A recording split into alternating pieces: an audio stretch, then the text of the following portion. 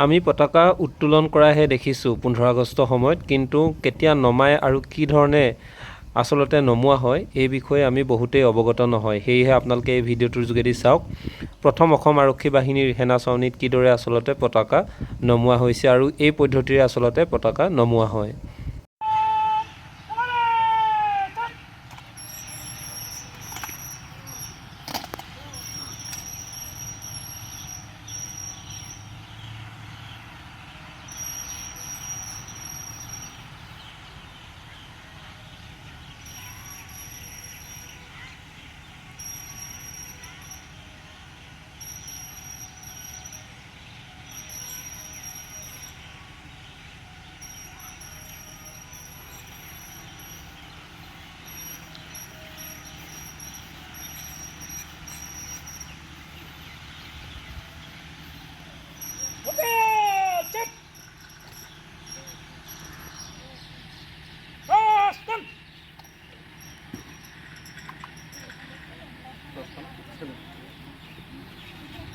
Não,